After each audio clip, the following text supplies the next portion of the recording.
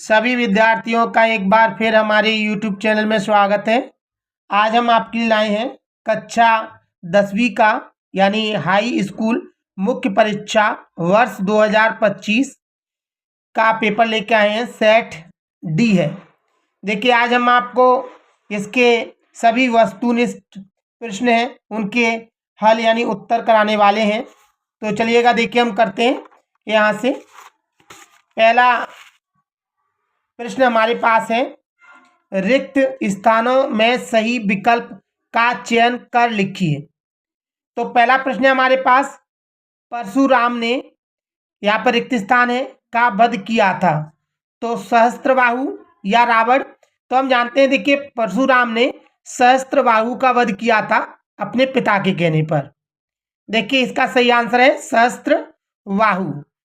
Number दूसरा हमारा प्रश्न है, कामायनी एक है।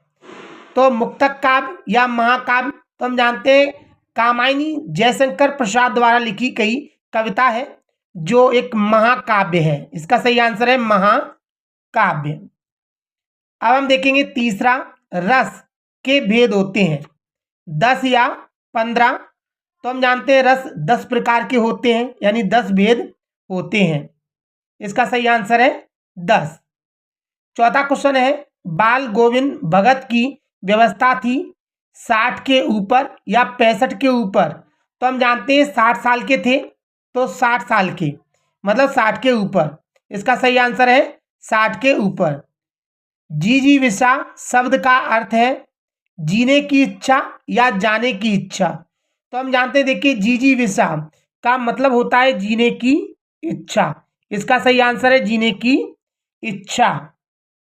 अगला हम देखेंगे, छठवां प्रश्न है हमारे पास, मैं क्यों लिखता हूं पाठ के लेखक हैं। तो देखिए मैं क्यों लिखता हूं, ये हिंदी पाठ का जो लेखक है वह है अज्ञेय। अज्ञेय जी हैं इसके सही आंसर में, यानी अज्ञेय ने लिखा है पाठ। अगला क्वेश्चन है, देखिए हमारे पास, सत्य और असत्य चयन कीजिए। प्रश्न नंबर 2। चलिए देखिए हम इसमें जानते हैं कि कौन सा सत्य है कौन सा असत्य। तो कमल तालाब को छोड़कर आकाश में खिल रहे हैं। हम जानते हैं, देखिए कमल यहाँ पे कुटिया में लिखा हुआ है, आकाश में नहीं है। तो हम यहाँ पे देखिए झोपड़ी में खिल रहे हैं या कुटिया में, तो ये असत्य है। पहला असत्य है। अब हम देखने वाले हैं दूसरा, चौपाई छंद अर्ध सममात्रिक छंद है। तो अर्ध नहीं है, ये सममात्रिक छंद है लेकिन अर्ध नहीं है, तो ये भी हमारा असत्य हुआ। हम कहेंगे दूसरा भी हमारा असत्य है।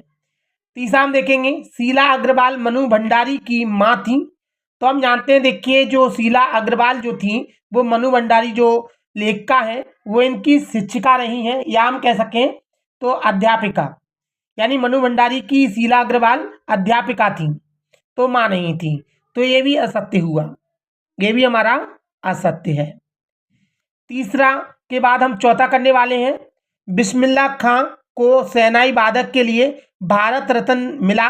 तो बिल्कुल देखिए बिस्मिल्लाह खां साहब बहुत ही अच्छे सेनाई वादक माने जाते हैं जिनको भारत रत्न से सम्मानित किया गया था, तो ये सत्य है, सत्य।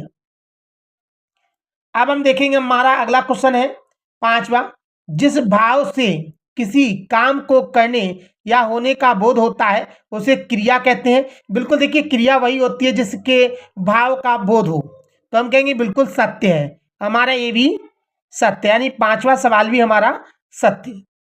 अगला क्वेश्चन देखेंगे छठवां, सभ्यता संस्कृति का परिणाम है। तो बिल्कुल सत्य है। देखिए संस्कृति जो होती है वो सभ्यता का परिणाम होती है, सभ्यता संस्कृति का परिणाम होती है, तो ये भी सत्य। हम देखेंगे इसमें 3 सत्य हैं और 3 असत्य हैं और 3 सत्य हैं, यानी पहला असत्य है, दूसरा असत्य है, तीसरा असत्य है, चौथा सत्य, पांचवा सत्य और छठवां भी सत्य है। चलिए तो देखिए हम आगे करने वाले हैं। अगला प्रश्न है हमारे पास तीसरा, सही जोड़ी मिलाकर लिखिए। तो जानते हैं सही जोड़ी में, देखिए पहला क्वेश्चन है हमारे पास संगतकार। तो संगतकार ये पाठ लिखा है मंगलेश डबराल ने, यानी इसका सही आंसर पांचवा है, मंगलेश डबराल। तो हम कहेंगे इसका सही आंसर है मंगलेश डबराल। अब हम देखेंगे अगला, छंद के प्रकार, तो हम जानते हैं देखिए छंद दो प्रकार के होते हैं, मात्रिक और वर्णिक। तो इसका सही आंसर है तीसरा, दूसरे का आंसर है तीसरा। तो हम कहेंगे बिल्कुल दो प्रकार के होते हैं छंद, मात्रिक और वर्णिक। बिस्मिल्लाह खां, तो देखिए बिस्मिल्लाह खां साहब जो है शहनाई वादक हैं, जो हम आगे ऊपर भी जान चुके हैं। यहाँ साफ लिखा था कि बिस्मिल्लाह खां को शहनाई वादक के रूप में भारतीय रत्न मिला है। तो हम देख सकते हैं ऊपर से भी यहाँ पर देख सकते थे। तो देखिएगा बिल्कुल ये इसका सही आंसर है, बिस्मिल्लाह खां साहब का शहनाई वादक, मतलब दूसरा आंसर सही है इसका। अब हम अगला देखेंगे, गले का हार होना। गले का हार माने बहुत ज्यादा प्यारा होना, इसका सही आंसर है बहुत प्यारा होना, यानी छठवा, बहुत प्यारा होना। अब हम देख सकते हैं संधि के प्रकार, तो हम जानते हैं संधि तीन प्रकार की होती हैं, स्वसंधि, व्यंजन संधि और विसर्ग संधि। इसका सही आंसर है तीन प्रकार, तो सही आंसर इसका चौथा हुआ। और बालम खीरा, देखिए ये हमने लखनऊ के नवाब में पढ़ा हुआ है कि बालम जो खीरा है ना, वो लखनऊ का बालम माना जाता है। तो इसका सही आंसर है लखनऊ, यानी लखनऊ। तो इसका सही आंसर हुआ पहला, बालम खीरा यानी पहला लखनऊ। चलिए देखिए हम अगला क्वेश्चन करने वाले हैं, पेज पलटते हैं। अगला क्वेश्चन है हमारे पास, एक वाक्य में उत्तर लिखिए। तो देखिए एक वाक्य में उत्तर लिखिएगा। यहाँ पर पहला प्रश्न हमारे पास है, किसकी आबा अट नहीं रही है? तो हम कह सकते हैं फागुन की, फागुन, फागुन की। कई लोग इसे फाल्गुन भी बोलते हैं, लेकिन हम कह सकते हैं फागुन की आबा अट नहीं रही है।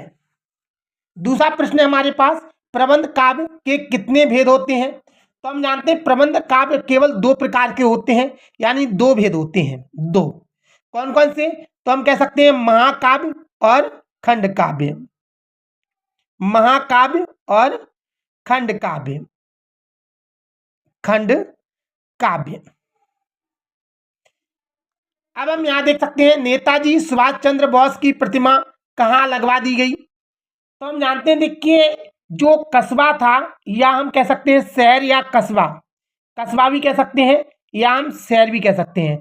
तो कस्बे के जो मुख्य, कस्बे के मुख्य जो बाजार के, बाजार के मुख्य, मुख्य बाजार के मुख्य चौराहे पर, चौराहे पर, या मैंने कहा देखिए यहाँ पे कस्बे की जगह शहर भी लिख सकते हैं। शहर या कस्बे के मुख्य बाजार के मुख्य चौराहे पर नेताजी सुभाष चंद्र बोस की प्रतिमा लगवा दी गई थी। तो इसका सही आंसर ये हुआ। अब हम देख सकते हैं काला अक्षर भैंस बराबर का क्या अर्थ होता है? तो इसका अर्थ होता है निरक्षर यानी अनपढ़। इसको हम अनपढ़ भी लिख सकते हैं या निरक्षर भी कह सकते हैं। इसका सही आंसर है निरक्षर या अनपढ़। अनपढ़ भी कहा जा सकता है, बिल्कुल अनपढ़ बिल्कुल आंसर राइट है इसका, दोनों ही आंसर राइट है, अनपढ़ या निरक्षर। अब हम देखेंगे, बाबूजी रामा नामा, राम नाम वही मैं कितने बार राम नाम लिखते थे? तो 1000 बार, 1000 बार नाम लिखा करते थे ये राम नामा वही में। तो चलिए हम देखते हैं यहाँ पर अगला क्वेश्चन हमारा, साना साना हाथ जोड़ी पाठ के आधार पर पहाड़ी कुत्ते कब भौंकते हैं? तो देखिए हम कह सकते हैं, कवि ने बताया है कि पहाड़ी कुत्ते जो भौंकते हैं वो चांदनी रातों में भौंकते हैं। तो देखिए चांदनी रात में, तो यहाँ लिख सकते हैं हम चांदनी रात में, रात में। तो यहाँ पर कई लोग केवल भी लिख देते हैं, केवल चांदनी रात में, तो आप भी लिख सकते हैं बिल्कुल केवल चांदनी रात में। तो हम देखेंगे आगे क्वेश्चन हमारे पास, सही विकल्प का चयन कीजिए। तो चलिए अब हम देखते हैं, सही विकल्प का चयन करते हैं। बादशाह के श्रेष्ठ कवि माने जाते हैं, तो हम जानते हैं देखिए बादशाह के सबसे श्रेष्ठ कवि हैं सूरदास जी। इसका सही आंसर है सूरदास। अगला क्वेश्चन नंबर 2, हवा की थिरकन का सिमटा हुआ संकोच माना गया है, तो फसल को, यह फसल पाठ से लिया गया है, इसका सही आंसर है फसल, यानी फसल को। अगला है वीर रस का स्थायी भाव है, तो वीर रस का मतलब होता है उत्साह, यानी उत्साह। इसका सही आंसर है ब, उत्साह। अगला हम देखेंगे यहाँ पर, अगला प्रश्न है हमारे पास, हालदार साहब को कंपनी के काम से कस्बे से गुजरना पड़ता था, तो ये 15वें दिन में गुजरते थे, हर 15वें दिन में ये कस्बे से जाया करते थे। अगला है वाच्य के प्रकार होते हैं, तो वाच्य 3 प्रकार का होता है, वाच्य 3 प्रकार का होता है, कर्तावाच्य, कर्मवाच्य और भाववाच्य, ये 3 प्रकार के वाच्य होते हैं। अगला क्वेश्चन है मधु कांकरिया की सहेली का नाम है, तो देखिए मधु कांकरिया की जो सहेली थी वो प्रियम बंदा थी, प्रियम बंदा, तो ये प्रियम बंदा है, इसका सही आंसर प्रियम बंदा। अगर देखिए आपको ये हमारे जो हमने आपको समझाया ओटियां यानी सही विकल्प, अगर आपको अच्छी तरह समझ में आए हैं तो हमारे वीडियो को लाइक करें और सब्सक्राइब करें चैनल को, और शेयर जरूर करें वीडियो को। हमारा वीडियो देखने के लिए आपका बहुत बहुत धन्यवाद। थैंक्स।